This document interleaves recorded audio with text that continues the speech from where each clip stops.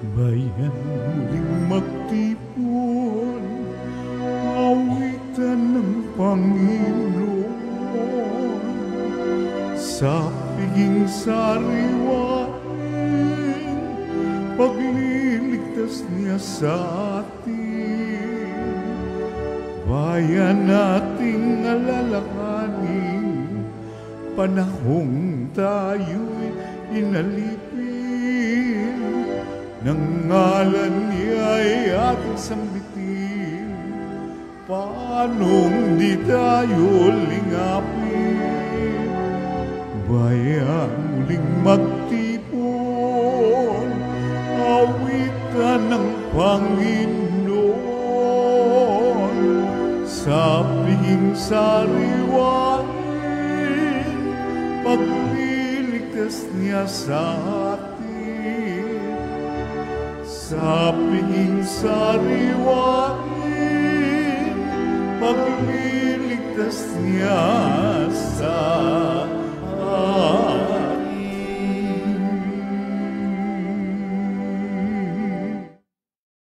Sa ngalan ng Ama at ng Anak at ng Espiritu Santo. Amen. Ang pagpapala ng ating Panginoong Hesukristo, ang pag-ibig ng Diyos Ama, at ang makikipagkaisa ng Espiritu Santo naway sumainyong lahat. At sumaiyo rin. Tayo po ay nasa ating unang araw ng Triduum Mass para sa karangalan ng Mahal na Birhen ng Santo Rosario. Mga kapatid, tinipon tayo bilang mga kaanib na angkan ng Diyos, kaya dumulog tayo sa maawaing Panginoong nagpapatawad ng lubos. Sinugong tagapagpagaling sa mga nagsisisi, Panginoon, kaawaan mo kami. Panginoon, kaawaan mo kami. Dumating na tagapaganyayang mga makasalanay magsisi, Kristo, kaawaan mo kami. Kristo, kaawaan mo kami. Nakaluklok ka sa kanan ng Diyos Ama para ipamagitan kami. Panginoon, kaawaan mo kami. Panginoon, kaawaan mo kami. Kaawaan tayo ng makapangyarihang Diyos, patawarin tayo sa ating mga kasalanan at patnubayan tayo sa buhay na walang hanggan. Amen. Manalangin tayo. Ama naming makapangyarihan, ipagkaloob mong kami magkamit kailanman ng kalusugan at kagalingan sa aming katawan at kalooban, pakundangan sa pagdalangin ng laging birheng si Santa Mariang Mahal, kami naway mahango sa hapis sa kasalukuyan at makinabang sa kaluwalhatiang walang katapusan. Sa pamamagitan ni Hesukristo, kasama ng Espiritu Santo, magpasawalang hanggan. Amen. Umupo ang lahat.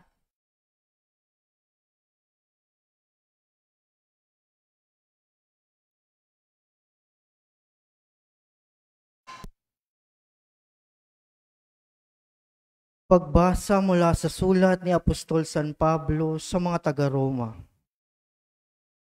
Mga kapatid, nagsasalita ako sa karaniwang paraan para madali ninyong maunawaan kung paanong ipinailalim ninyo ang inyong sarili sa karumihan at sa kasamaang palala ng palala. Ngayon na may ihandog ninyo ang inyong sarili sa katuwiran sa ikapagigibanal ninyo. Nung alipin pa kayo ng kasalanan, hindi kayo saklaw ng katuwiran. Ngunit ano nga ang napala ninyo sa mga bagay na iyon na ikinahihiya ninyo ngayon? Ang kinauuwian ng mga ito ay kamatayan. Ngunit ngayong pinalaya na kayo mula sa kasalanan at mga alipin na ng Diyos, ang natamo ninyo'y kabanalan at ang kauuwi ay buhay na walang hanggan. Sapagkat kamatayan ang kabayaran ng kasalanan, ngunit ang kaloob ng Diyos ay buhay na walang hanggan sa pamamagitan ni Kristo Jesus na ating Panginoon. Ang salita ng Diyos. Salamat sa Diyos. Salmong tugunan ang atin pong itutugon. Mapalad ang umaasa sa Panginoon tuwina. Tayo pong lahat. Mapalad ang umaasa sa Panginoon tuwina. Mapalad ang taong hindi naaakit ninyong masasama upang sundan niya ang kanilang payo't maling halimbawa. Hindi sumasama sa sinumang taong ang laging hadikay, pagtawanan lamang at hamak-hamakin ang Diyos na dakila. Nagagalak siyang laging magsaliksik ng banal na aral. Ang utos ng poon, siyang binubulay sa gabi at araw. Tugon, Mapalad ang umaasa sa Panginoon tuwina. ang katulad niya'y isang punong kahoy sa tabing batisan. Sariwa ang dahot, laging namumunga sa kapanahunan, at anumang gawin ay nakatitiyak na magtatagumpay.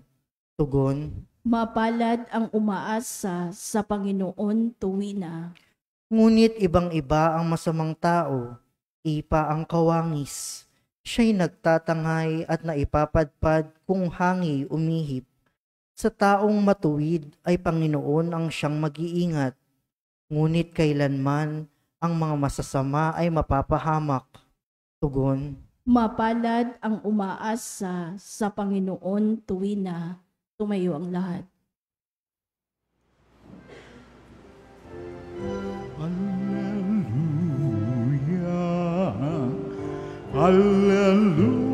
Hallelujah.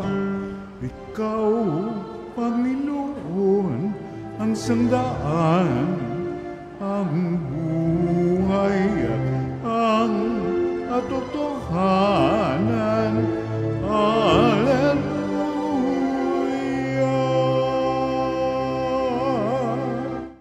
Sumainyo ang Panginoon. At sumaiyo rin. Ang mabuting balita ng Panginoon ayon kay San Lucas. Papuri sa iyo, Panginoon. Noong panahong iyon, sinabi ni Jesus sa kanyang mga alagad, "Naparito ako upang magdala ng apoy sa lupa at sana'y napagningas na ito.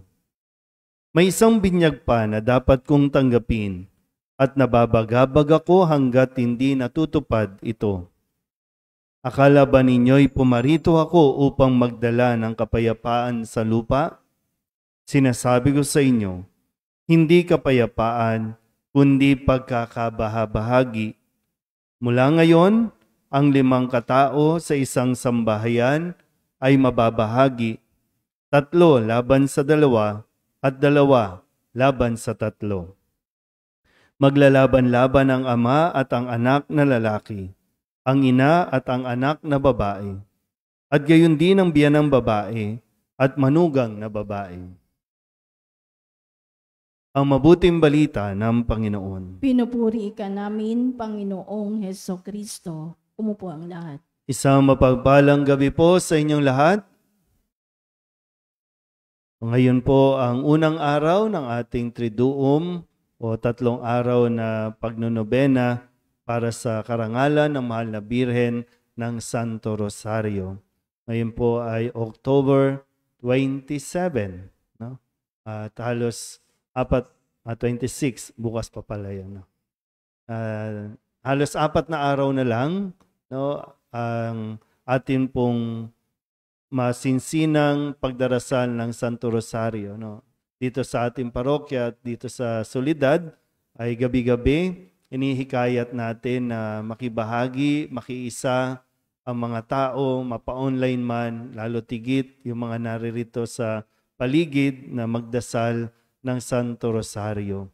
Kasi kailangan natin ng tulong ng ating dasal sa pamamagitan ng Rosario, lalo tigit na ngayon ay medyo maraming lugar po sa bansang Pilipinas ang nagkakawatak-watak na. Dahil lamang sa barangay election. Pag nanonood ka ng balita, may mga balita na nagkakapatayan. Parang, ano bang mayroon sa barangay? Bakit kailangan umabot sa patayan? Na minsan na napapatayan, magkamag-anak, magkadugo naman yan, pero dahil nga kakumpetensya ang tingin sa isa't isa, kalaban, umaabot sa punto na papatayin. Nakakalungkot, no?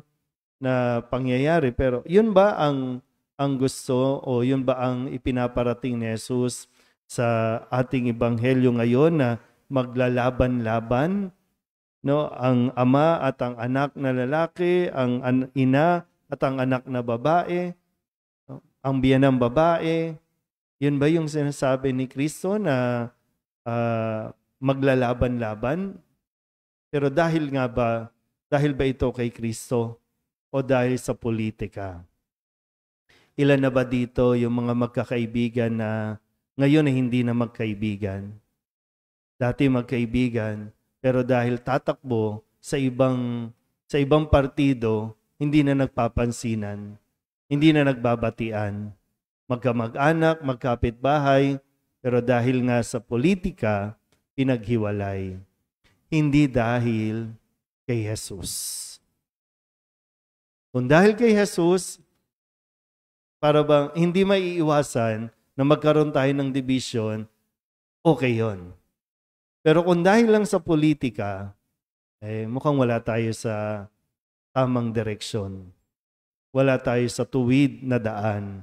Makapabaluktot na naman tayo. Kasi sa unang bahagi, ang sabi ni Jesus, naparito ako upang magdala ng apoy. Sino ba yung apoy? Ano ba yung apoy? 'Di ba ang Espiritu Santo bumaba sa mga alagad sa anyo ng apoy? Bumaba, ibinababa. Anong ginagawa ng apoy? Pinadadalisay, nililinis, no, ang tao. Kaya ito sabi niya, sana, no, actually nandyan na, nasa atin na. Ang hinihintay lang niya ay magningas na ito. Magningas na, nasa atin na yung apoy, ibinigay na.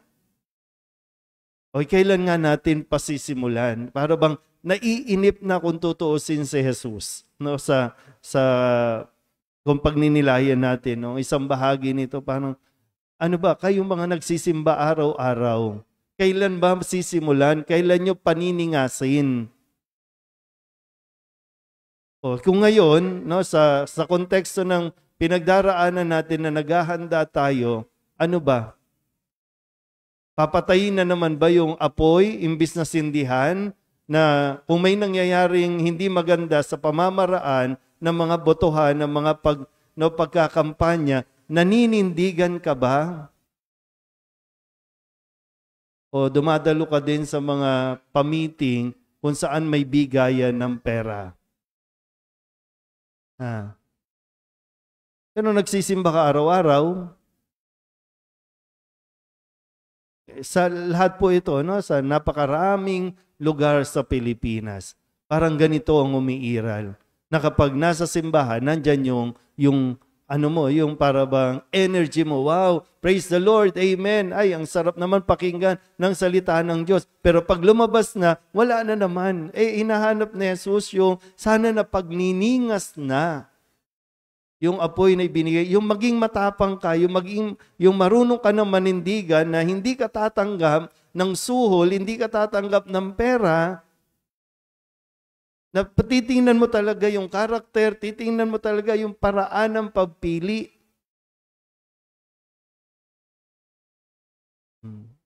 Ano na naman nasa isip ninyo, no?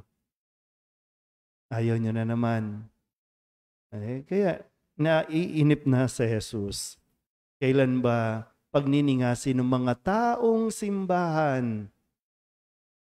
Yung maninindigan sila, no, magsasalita sila, no, na kapag mayroong bumubulong, ito na iboto mo kasi, pero alam mong wala yang gagawin, alam mong walang ginagawa yan, pero tahimik lang tayo, wala tayong pakialam, huwag na tayong magsalita. Andyan na, nasa iyo na yung apoy. Pero yun nga po, no? Nawa sa tulong ng pagdarasal natin ng Santo Rosario, mas talagang maging matapang tayo. Kasi di ba ang Rosario, hindi lang yan basta palamuti, yan ay sandata. Sandata na pwede mong gamitin at dapat mong gamitin sa panahon na naririyan ng tukso, naririyan ng demonyo. Kaya kapitan natin yung Santo Rosario sa mga panahon na nahihirapan tayong pagningasin ang apoy na ibinigay sa atin ni Jesus. Amen?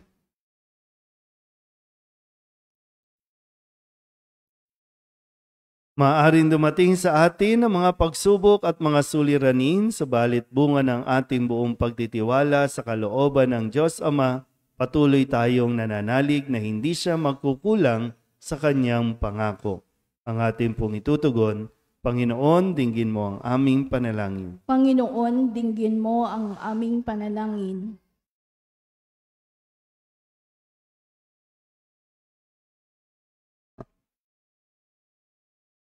Ang mga pinuno ng simbahan na hayagang inuusig, naway mabigyan ng tapang at lakas upang mapanatili sa kanilang pananampalataya.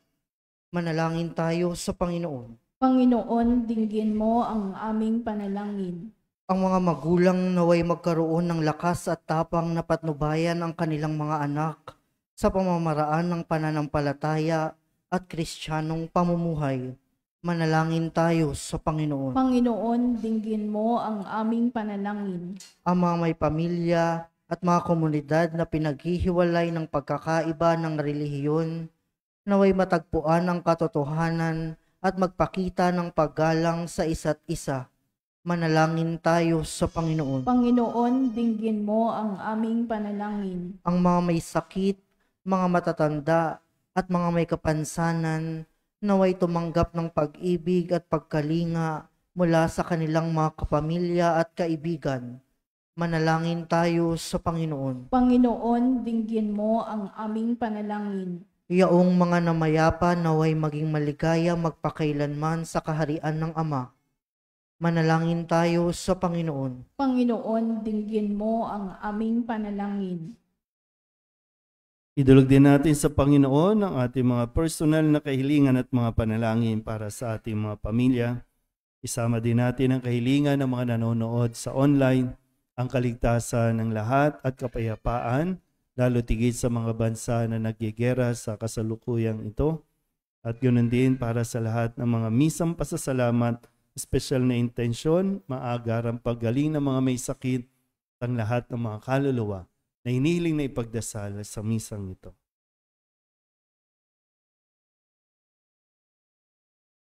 Ang lahat ng ito hinihiling namin sa ngalan ni Kristong aming Panginoon. Amen. Umupo ang lahat.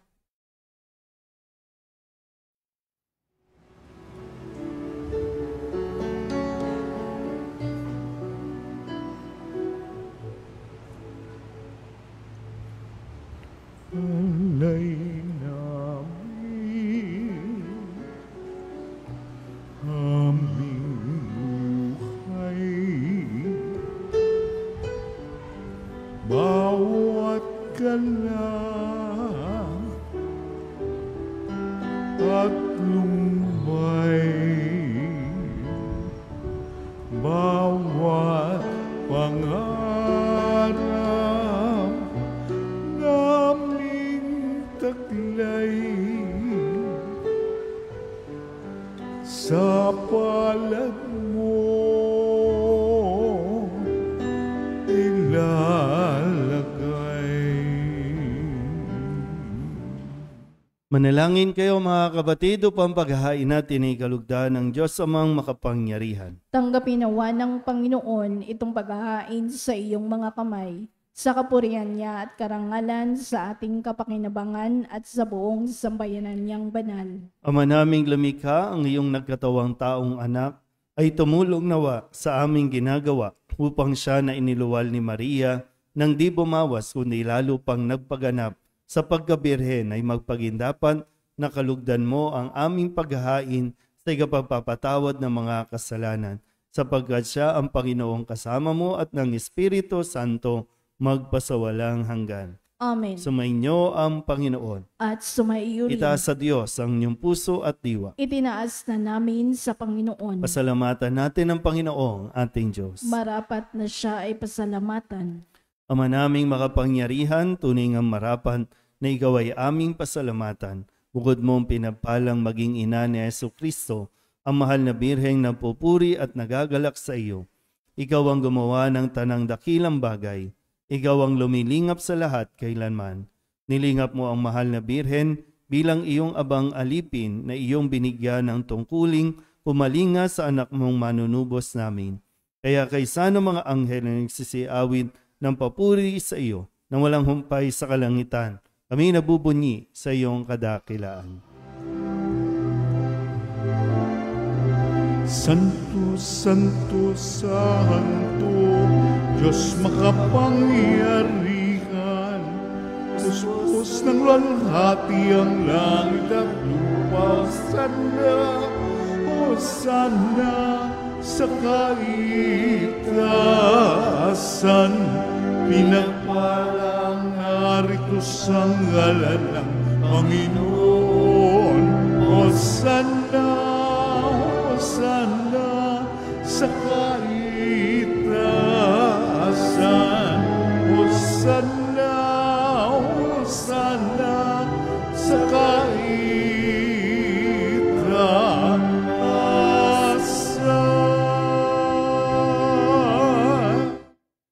Ama naming banal, ikaw ang bukal ng tanang kabanalan. Kaya't sa pamamagitan ng iyong Espiritu, gawin mong banal ang kaloob na ito upang para sa aming maging katawan at dugo ng aming Panginoong Hesukristo. Bago niya pinagtiis ang kusang loob na maging handog, inawakan niya ang tinapay, pinasalamatan kaniya, pinaghati-hati niya iyon, iniabot sa kanyang mga alagad at sinabi, "Tanggapin ninyong lahat ito at kanin, ito ang aking katawan na ihahandog para sa inyo."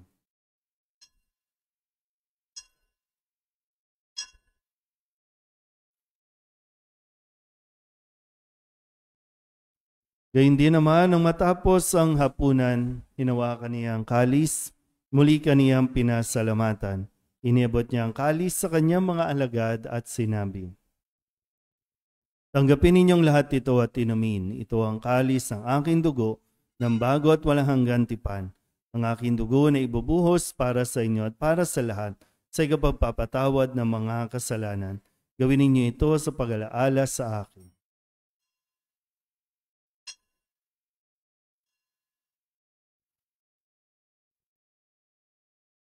Ipagbunyi natin ang misteryo ng pananampalataya. Si Kristo'y namatay, si Kristo'y nabuhay, si Kristo'y babalik sa wakas ng panahon. Ama, ginagawa namin ngayon ang pag-alaala sa pagkamatay at muling pagkabuhay ng iyong anak, kaya iniaalay namin sa iyo ang tinapay na nagbibigay buhay at ang kalis na nagkakaloob ng kaligtasan. Kami napapasalamat dahil kami iyong minarapat na tumayo sa harap mo para maglingkod sa iyo. Isinasamo namin kami magsasalo-salo sa katawan at dugo ni Kristo ay mabuklod sa pagkakaisa sa pamamagitan ng Espiritu Santo. Ama, lingapin mo ang iyong simbahang laganap sa buong daigdig. Puspusin mo kami sa pag-ibig kay San Francisco na aming Papa at ni Jose na aming Obispo at ng Tanang Kaparian. Alalahanin mo rin ang mga kapatid naming nahimlay na may pag-asang sila'y muling mabubuhay, gayon din ang lahat ng mga pumanaw. Kawaan mo sila at patuloyin sa iyong kaliwanagan. Kawaan mo at pagindapating kaming lahat na makasalo sa iyong buhay na walang wakas. Kaysa ng mahal na Birhen Maria na ina ng Diyos, ng kabiyak ng puso niyang si San Jose.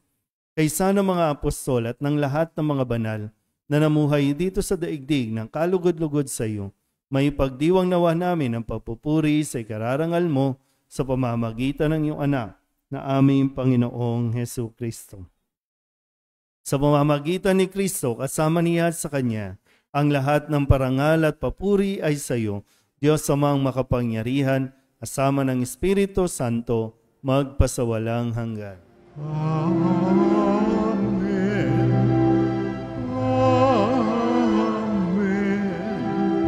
Amen.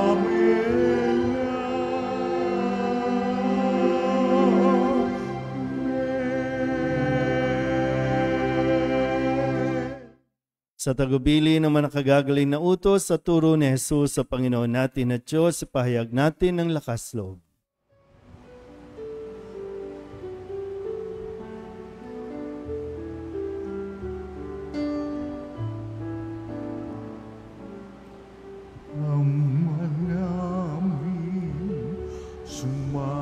sa langit ka, sambahin ang ngalan mo, mapasa amin ang kaharian mo, sundin ang loob mo,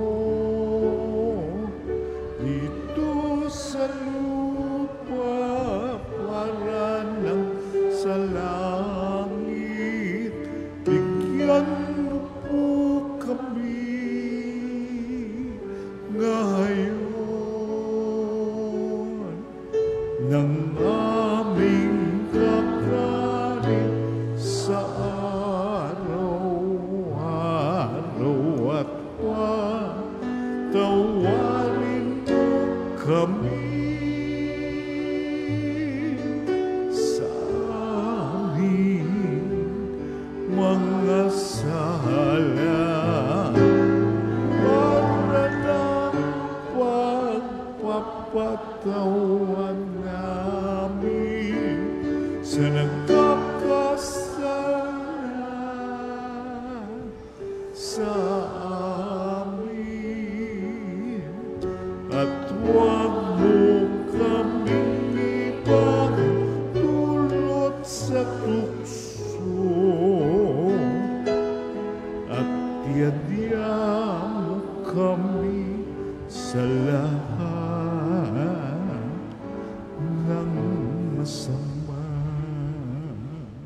Hinihiling namin kami iadya sa lahat ng masama, pagkalooban ng kapayapaan araw-araw, iligtas sa kasalanan at ilayo sa lahat ng kapahamakan, samantalang aming pinananabikan ang dakilang araw na pagpapahayag ng tagapagligtas naming sa Jesucristo. Sapagkat iyo ang kaharian at ang kapangyarihan at ang kapurihan magpakailanman. Amen. Panginoong Jesucristo, sinabi mo sa iyong mga apostol, kapayapaan ang iniiwan ko sa inyo, ang aking kapayapaan ang binibigay ko sa inyo.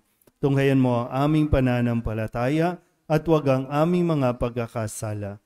Pagkalooban mo kami ng kapayapaan at pagkakaisa ayon sa iyong kalooban, kasama ng Espiritu Santo, magpasawalang hanggan. Amen. Ang kapayapaan ng Panginoon ay laging sumainyo. At sumaiyo rin. Magbigayan po tayo ng kapayapaan sa isa't isa.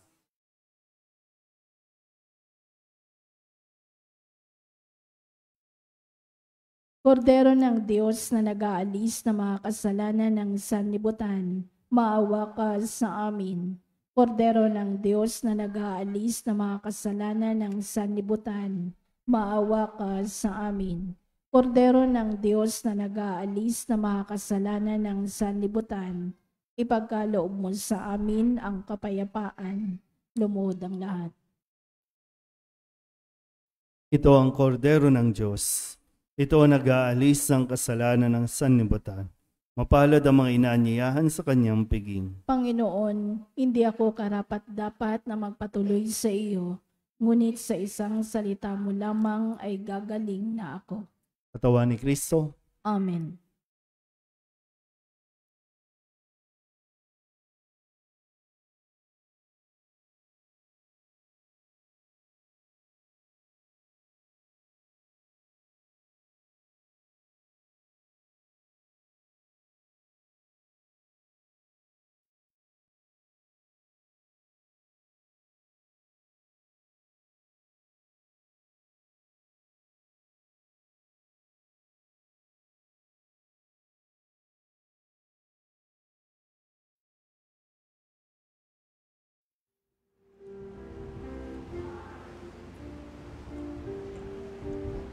Alam natin na si Jesus ay nariyan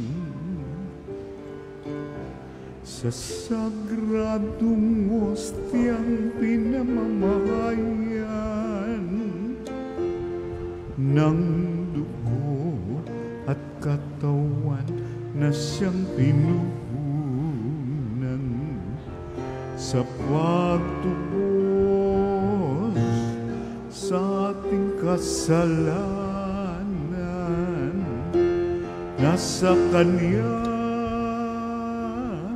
ang ating kaligtasan nasa Kanya, ating katahimikan. Purihin Siya habang tayo'y may buhay. Sambahin Siya magpakailanman.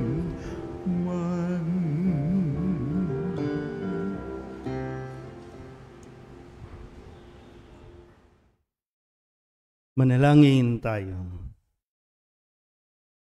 Ama naming mapagmahal, sa pagsasalo namin sa banal na pakikinabang, ang iyong kagandahang loob ay aming hinihiling upang ang pagpaparangal namin sa mahal na Birhen at pagtulad namin sa Kanya ay magpagindapat na aming paglingkuran ang pagganap sa kaloob mong kaligtasan. Sa pamamagitan ni Jesucristo kasama ng Espiritu Santo, magpasawalang hanggan. Amen. Muli po, sa paghahanda para sa paggunita sa mga mahal nating yumao, yung mga souls envelope available po sa opisina o maaari nyo na pong ihulog o dalhin mismo sa opisina po yung mga pangalan ng mga yumao nating mahal sa buhay. Sumainyo ang Panginoon At sumayo rin. at pagpalain kayo ng makapangyarihang Diyos, Ama at Anak at Espiritu Santo. Amen. Tapos sa banal na misa, humayo tayo sa kapayapaan ni Kristo. Salamat sa Diyos.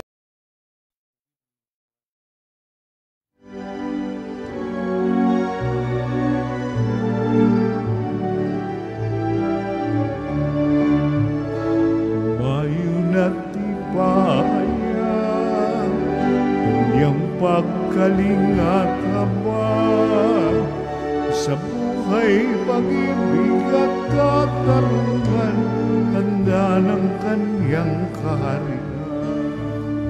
Sa panahong tigang ng lupa, sa panahong ng ani sa gana, sa panahon ng digmaan at kaguluhan, sa panahon ng kapayapaan, humayon at tipahayan, kanyang pag